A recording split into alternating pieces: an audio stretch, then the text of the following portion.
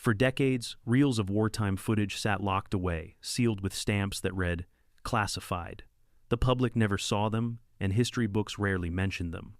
But what happens when those once-hidden films finally surface and you get to watch them with your own eyes? Do they change the way we remember the past? Buckle up, because these aren't the glossy Hollywood war epics, you know. These are the raw, rare films once kept under wraps. Undercover 1943. It looks like a B-movie thriller at first glance. But Undercover wasn't made for audiences at the box office. It was crafted in secrecy for America's OSS, the wartime intelligence agency that later became the CIA.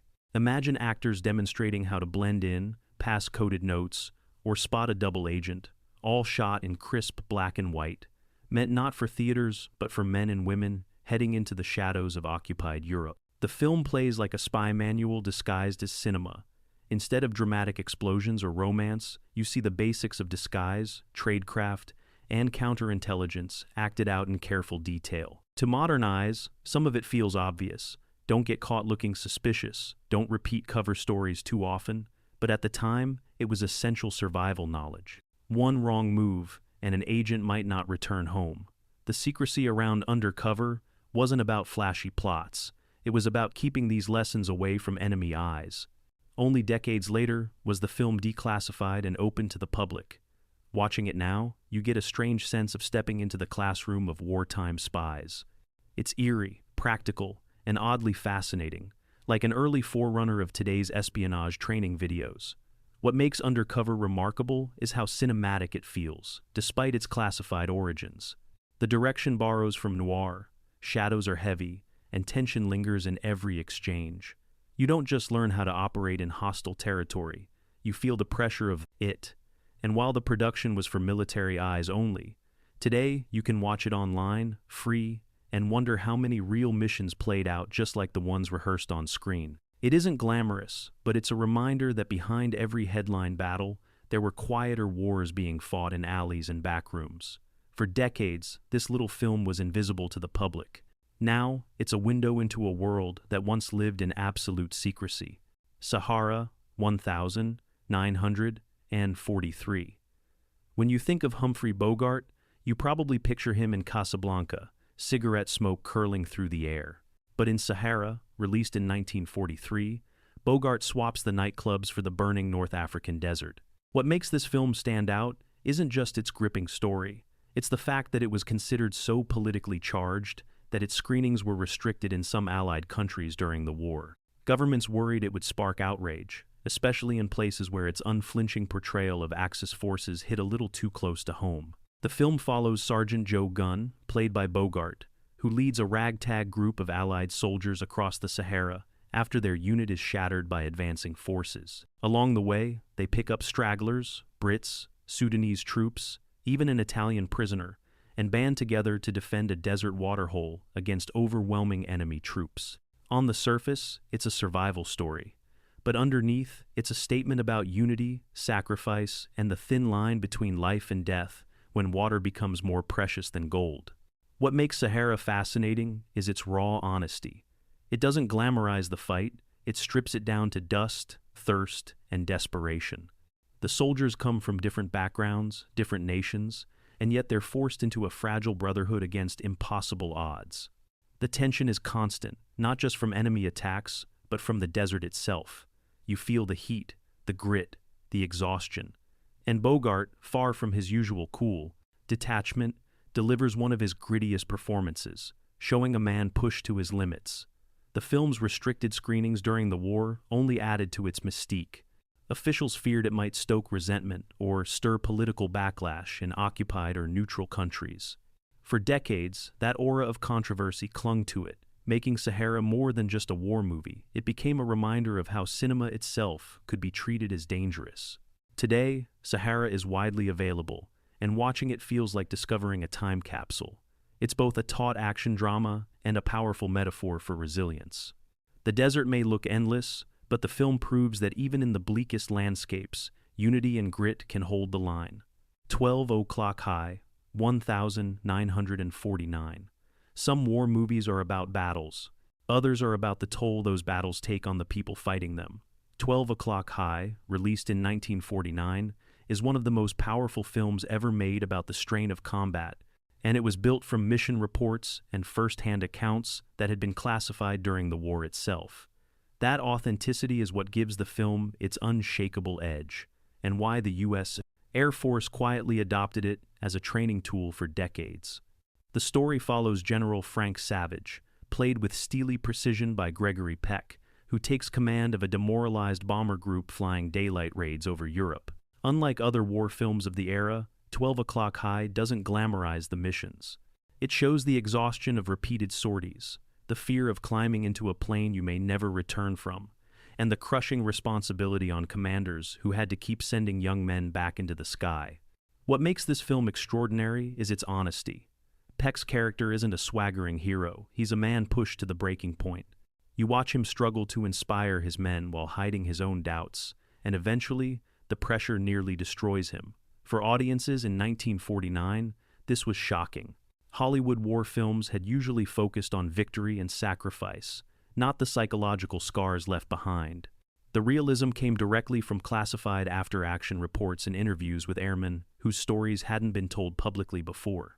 The Air Force recognized its value immediately. For years, 12 O'Clock High was screened for officer training, not as entertainment, but as a lesson in leadership, stress, and decision-making under fire. That gave the movie an almost restricted aura, since much of its legacy grew in classrooms, not theaters. Only later did it earn its reputation as one of the greatest war dramas ever filmed. Watching it today, you feel every ounce of tension. The roar of engines, the clipped orders, the silence after missions when too many seats in the briefing room are suddenly empty, it all hits with brutal force. This isn't just a war movie. It's a study of endurance, sacrifice, and the invisible battles fought inside the human mind. Bataan, 1943. By 1943, Americans knew the word Bataan, but they didn't know the full story, because much of it was still locked up in government files. That's what makes MGM's Bataan so gripping.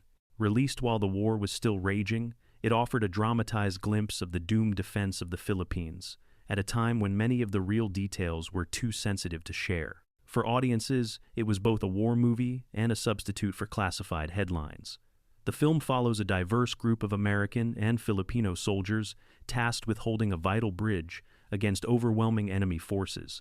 Led by Sergeant Dane, played by Robert Taylor, the unit is a cross-section of America itself. Men from different backgrounds and races, brought together by desperation. One by one, they're cut down as the battle drags on, until only a handful remain. It's a bleak setup, and for 1943, unusually grim. What makes Bataan powerful is its unflinching look at sacrifice. Hollywood often polished war into stories of victory, but here, victory is never in sight. The mission is hopeless, the loss is relentless, and the tone closer to tragedy than triumph. At the time, that honesty was shocking. Many critics wondered if such a downbeat film would hurt morale. But for those who had lived through the early months of the Pacific War, it rang true. Because the real Battle of Bataan and its aftermath, the infamous march that followed, were still fresh and largely classified. The filmmakers worked with fragments of information and official oversight. The Army cooperated, but made sure no sensitive details slipped through. That careful balance gave the film a haunting authenticity without crossing into forbidden territory. Decades later, Bataan stands out for its rawness. It doesn't glorify war. It doesn't pretend survival is guaranteed. Instead, it honors the idea of resistance itself, the willingness to stand and fight, even when the outcome is certain defeat. Watching it now, you feel the weight of both the story and the secrecy behind its creation. It's not just a war movie. It's a wartime message about courage in the face of the impossible. The Purple Heart, 1944. Some war films were meant to entertain, but The Purple Heart was designed to provoke outrage, and it succeeded. Released in 1944, just 2 years after the famous Doolittle raid on Tokyo, the film dramatizes the trial of captured American airmen in a Japanese military court. The story was based on real events, but with details still shrouded in secrecy at the time, it became one of the most controversial wartime movies Hollywood ever made. The plot follows 8 American flyers, brought before a tribunal and accused of war crimes. The trial is a sham from the start, with outcomes preordained, and the men are subjected to relentless psychological pressure. While some elements were fictionalized, the film didn't shy away from showing the cruelty of the situation. In 1944, that was bold, too bold, in fact, for some governments. The movie was banned in neutral countries and heavily restricted elsewhere, with officials worried that its intense anti-Japanese portrayal could inflame diplomatic tensions or even put prisoners of war at greater risk. What makes The Purple Heart stand out today is its raw, emotional punch. This isn't a flashy action picture, it's a tense courtroom drama, filled with speeches about duty, sacrifice, and courage under pressure. Dana Andrews leads the cast with a performance that is both restrained and devastating, portraying the quiet strength of men who refuse to betray their comrades even when the cost is clear. For American audiences of the time, the film was galvanizing. It stoked anger, stirred patriotism, and served as a reminder of what was at stake. But for decades, it also carried the stain of controversy. Critics later pointed out its heavy propaganda tone and its broad caricatures of the enemy. But that doesn't erase the fact that during the war, this film struck a nerve and was considered so politically loaded that not everyone was allowed to see it. Watching The Purple Heart now is like opening a time capsule of wartime Hollywood at its most fiery.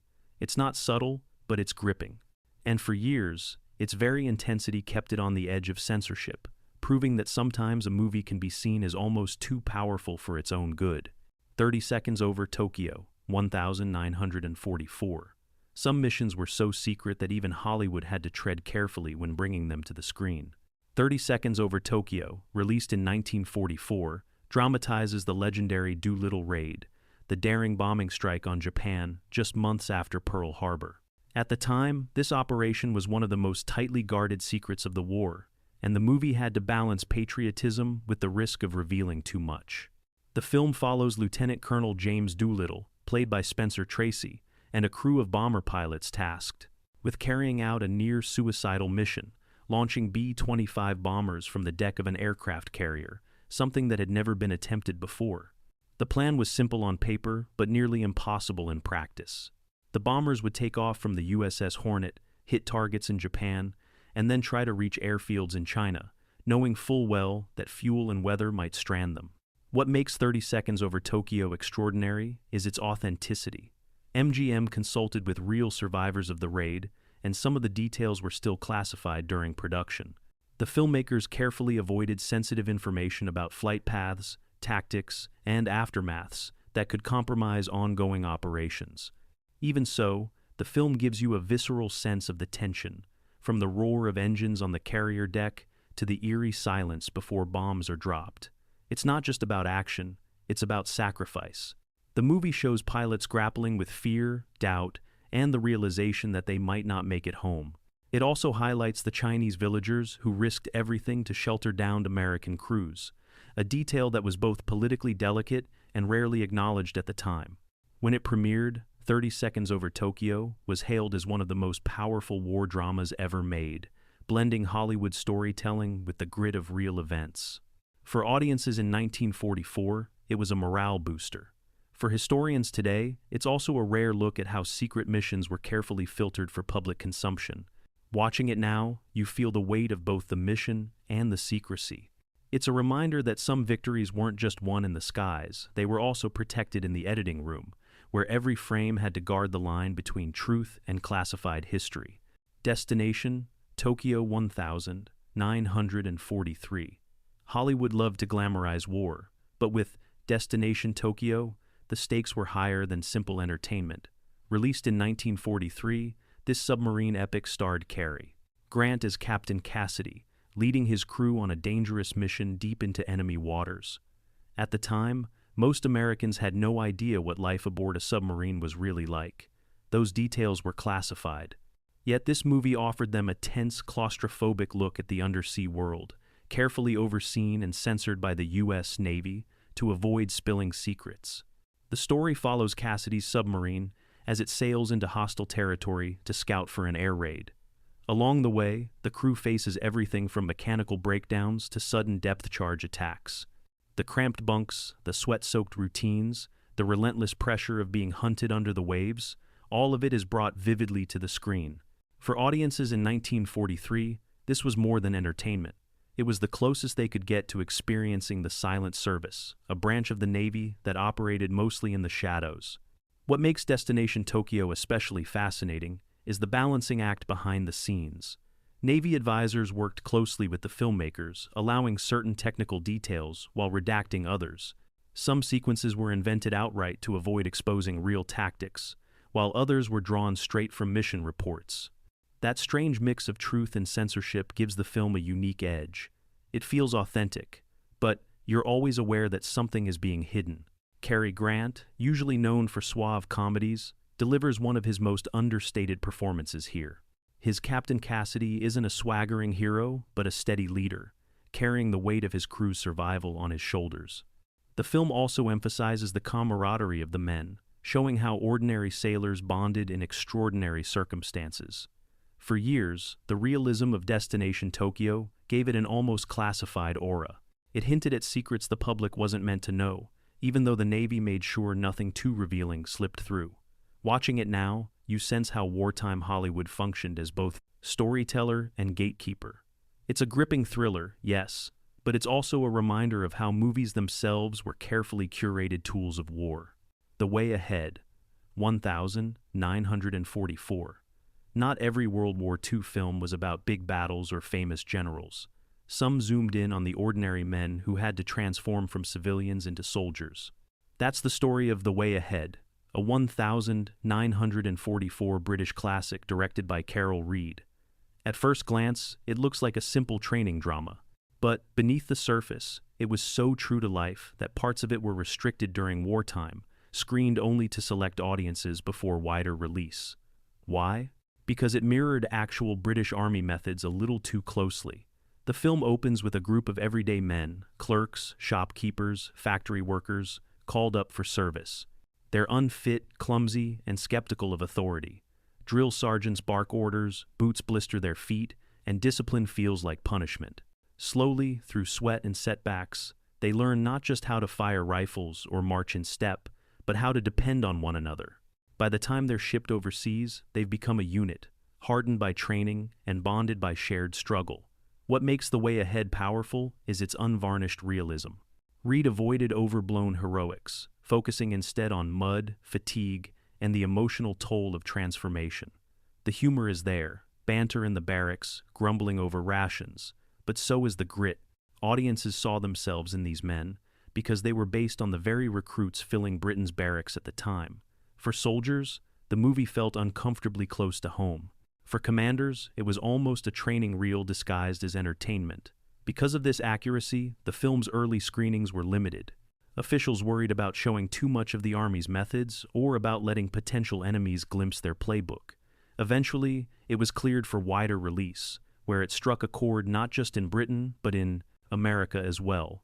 Soldiers recognized the truth of it, and civilians gained a clearer picture of the sacrifices required to build an army from scratch. Watching The Way Ahead today, you're struck by its authenticity. It's not glamorous, it's not a parade of medals and speeches. It's the story of ordinary people stumbling, failing, and eventually finding the resilience to stand together. In its honesty, it captures the war more truthfully than many blockbusters ever could. The Cruel Sea, 1953. Not all great war films were made during the fighting itself. Some had to wait until secrets were declassified. The Cruel Sea, released in 1953, is a perfect example. Based on Nicholas Monserrat's best-selling novel, it tells the story of Britain's naval war in the Atlantic, where convoys carrying supplies faced constant submarine attacks. For years, many of the tactics and technologies used in that struggle were considered classified. Only after the war could filmmakers bring them to the screen. The story follows Captain Erickson, played with quiet authority by Jack Hawkins, as he commands a corvette escort ship and its green, inexperienced crew. Their job, shepherding merchant convoys through the U-boat-infested waters of the North Atlantic. The title isn't poetic, it's literal. The sea itself is the enemy, battering the men with cold storms and endless hours of stress. Add to that the invisible menace of submarines, and every voyage feels like a test of endurance. What sets The Cruel Sea apart is its realism. Instead of swashbuckling heroics, it focuses on fatigue, fear, and moral dilemmas. One of the film's most chilling moments comes when the crew spots enemy survivors in the water, but can't stop to rescue them without risking their own ship and the entire convoy. It's a gut-wrenching scene, drawn directly from accounts that had been withheld from the public during the war. When the film was released, it stunned audiences. Naval veterans praised its accuracy, noting how closely it mirrored their lived experiences. Civilians, on the other hand, were shaken by its honesty. This wasn't the glossy propaganda they had seen during the war. It was the reality behind the headlines, finally revealed once the files were opened. Even today, The Cruel Sea remains one of the definitive naval war films, capturing not just battles, but the grinding monotony and dread of long voyages. It reminds you that the war wasn't won in grand clashes alone. It was also fought in icy seas, night after night, with sailors who often never saw land again. By waiting until secrets were unsealed, the film was able to tell the truth in a way earlier movies couldn't. Casablanca, 1942.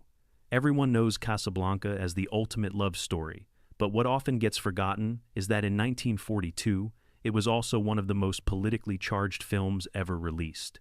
Behind the famous lines and smoky piano tunes, this wasn't just a romance. It was a war movie rooted in classified realities that governments were nervous about putting on screen.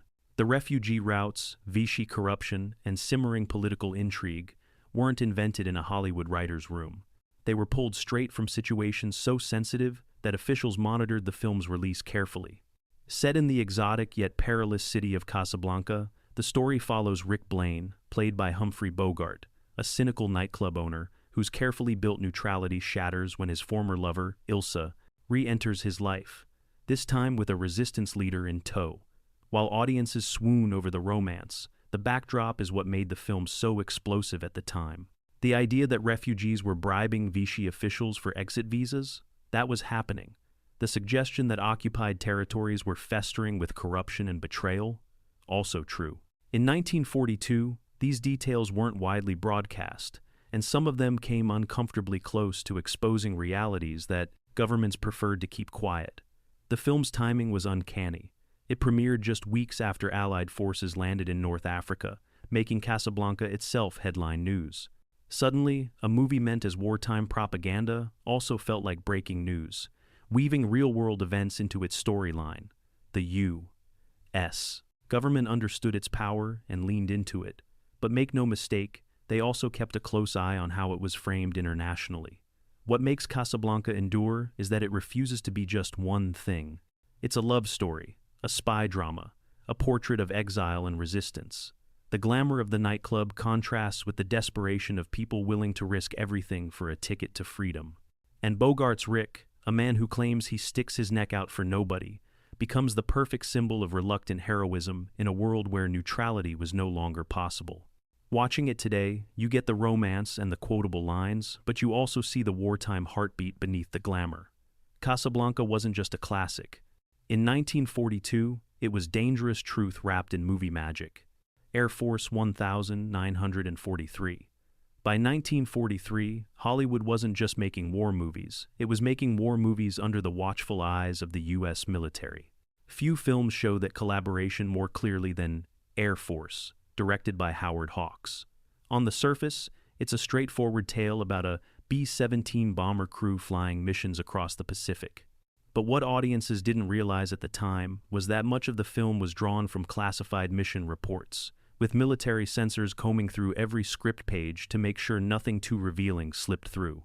The story begins on the 7th of December, 1941. The crew of a flying fortress nicknamed the Mary Ann is en route to Hawaii when the attack on Pearl Harbor erupts. From there, the film follows them through a series of harrowing missions, including the defense of the Philippines and the fight for Wake Island. Along the way, audiences get a sense of the teamwork, sacrifice, and strain that defined the early air war. What makes Air Force fascinating is its authenticity, tempered, of course, by censorship. The Army Air Forces provided planes, bases, and technical advisors, making sure the film looked accurate while also trimming out anything that might tip off enemy intelligence. Even so, audiences saw details of bomber crews, formation flying, and tactics that had never been shown on screen before. It gave the film an aura of secrecy, as if viewers were being let in on something normally hidden. The film is also notable for its tone. Unlike glossy propaganda, Air Force doesn't shy away from loss. The Mary Ann suffers damage, crew members are killed, and the men wrestle with exhaustion and fear. Yet the message is one of resilience. No matter the cost, the mission must go on. For wartime audiences, that mix of realism and resolve hit hard. Air Force went on to earn multiple Oscar nominations and cemented itself as one of the defining aviation films of the era. For decades afterward, veterans praised it for capturing the spirit, if not every detail, of what they lived through. Watching it today, you can feel both the authenticity and the secrecy woven into every reel. It's not just a war film, it's a piece of wartime history, shaped by the very people fighting it. A Matter of Life and Death, 1946. When people think of World War II films, they imagine bombers, tanks, and battlefields. Few expect fantasy. Yet, A Matter of Life and Death, released in 1946 and starring David Niven, managed to fuse wartime realism with otherworldly storytelling, and it was controversial enough to face restrictions in its early days. Why? Because beneath the romance and surreal visuals, it dared to tackle raw tensions between allies and the psychological scars left on returning soldiers. The story begins with an RAF pilot, played by Niven, who leaps from his burning plane without a parachute. Instead, of dying, he miraculously survives, falling in love with the radio operator who spoke to him during his final moments. But in the other world, bureaucrats insist he should have died, and he's summoned to a celestial court to argue for his right to live. On paper, it sounds like pure fantasy, but the grounding in wartime experience makes it unforgettable. The flight sequences were staged with meticulous care, drawing on real RAF experiences. The opening scene, set against flames and a doomed bomber, is so authentic that many veterans recognize their own terror in it. At the same time, the film's trial in the afterlife became a thinly veiled allegory for post-war politics, addressing mistrust between Britain and America. That subtext was considered risky, and in certain regions, the film's release was limited or delayed because officials worried it hit too close to home. Visually, it was groundbreaking. Directors Michael Powell and Emeric Pressburger shot the real world in lush Technicolor and the afterlife in stark black and white, a reversal of expectation that underscored the contrast between grim reality and cosmic judgment. For wartime audiences, it wasn't just imaginative, it was disorienting, challenging them to see the war and its aftermath from new angles. Today, A Matter of Life and Death is celebrated as one of Britain's greatest films, a blend of romance, war drama, and philosophy. But at its release, it straddled a delicate line, too politically charged and too emotionally raw for some censors. Watching it now, you see both the boldness of its vision and the way it captured a world still reeling from conflict. It's proof that even in fantasy, the truth of war finds its way through. So there you have it. 12 films once sealed in vaults, gathering dust under stamps that read, "Classified," now free for you to watch. They aren't polished blockbusters, they're raw, rare, and sometimes downright strange, but that's what makes them unforgettable. Which of these hidden reels surprised you the most? Drop your thoughts below, hit subscribe, and share this with a friend who loves digging into history's lost corners. After all, secrets aren't meant to stay buried forever.